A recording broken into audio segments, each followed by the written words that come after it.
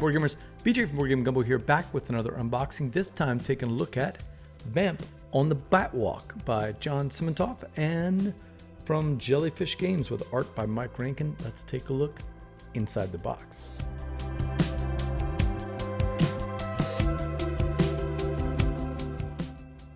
Take a look at Vamp on the Batwalk by Jon Simantov, with art by Mike Rankin. First game that I know of from Jellyfish Games. My friend Jay Bell taught us this game.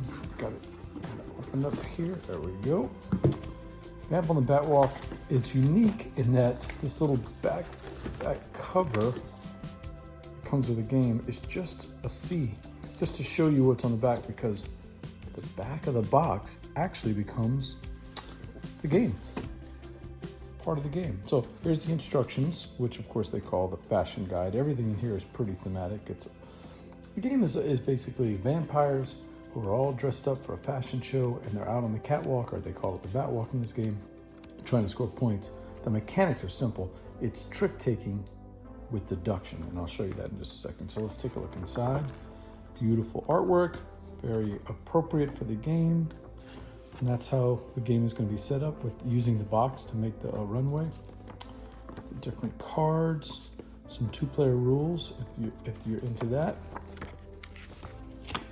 Quick description of how the game plays, like how they have the objective of the game nice and clear, all the different credits.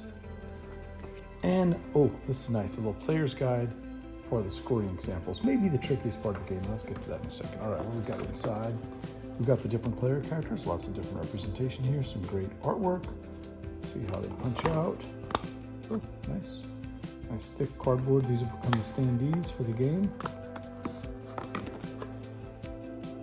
Oh yeah, so this is the Kickstarter edition, and we'll see these are actually some of the extra characters from the Kickstarter edition. Nice, okay, good. Let's take a look in here.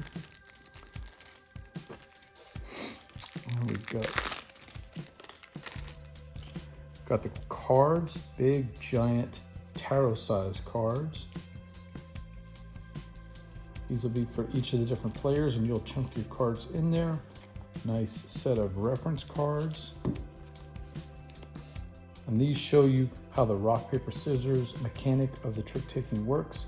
Stars always beat high cards number. High cards number always beats garlic, but garlic always defeats a star.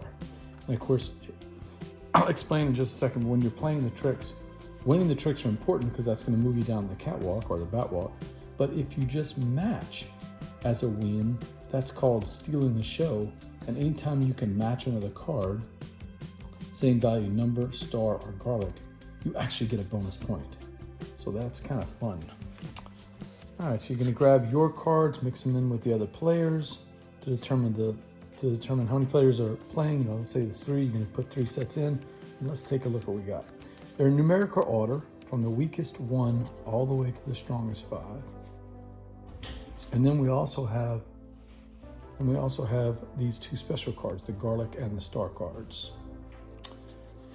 So obviously you want a higher number when you're playing the tricks, but in that rock, paper, scissors format, the stars can beat the numbers can beat the garlic, and garlic can beat the stars. I like the artwork here.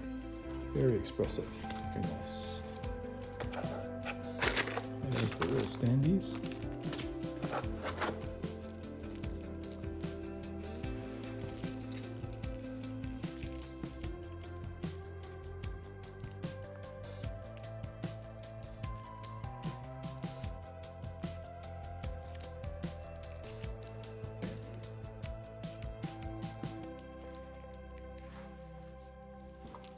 Of course, as part of the Kickstarter campaign, there's another set of cards here. Light blue, light yellow, pink, and some oranges with even more artwork. Again, we've got the reference cards that'll go over here. 1, 2, 3, 4, 5 with the garlic and the stars. So you'll draw your hand. Let's say you'll draw a mixture. You might have 1 and 2. number 5, another 1 and 2. But when you draw your hand, it's going to be mixed up with all these different cards, and all you can see are the backs. And you'll be showing them to the other players. And then the lead person is going to play a card. They're going to try to deduce, okay, I've only got 2 of these. And you can see what all the other players have. I know that player has a 5 and a 1 of that same color. That player has a 3 and a 4. So I probably have the star or the garlic or the 2. And based on that, you'll lead and try to win the tricks. And then as you win those tricks, you'll use your standee to mark. And the first player to get to 10 is going to win. I don't think there's another alternate win condition. After 3 rounds, the game ends and the player with the most points wins. Okay, so we played to 10 because we did score 10, but at the end of 3 rounds, whoever has the most is going to win. Let's see if I can get you a nice shot of how it gets set up.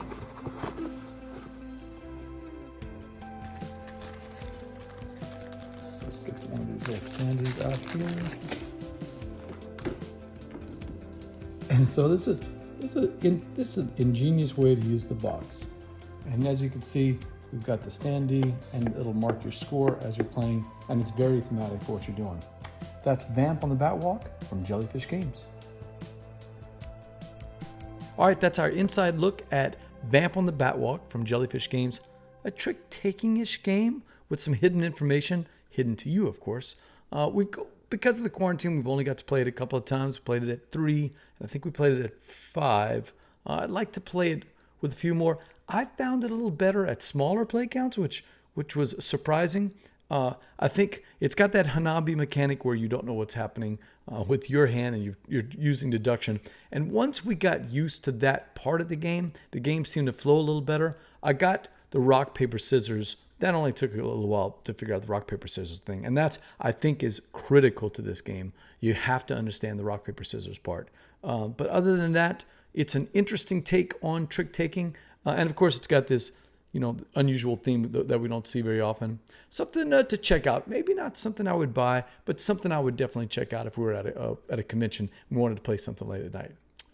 And until next time, laissez les bon temps rouler.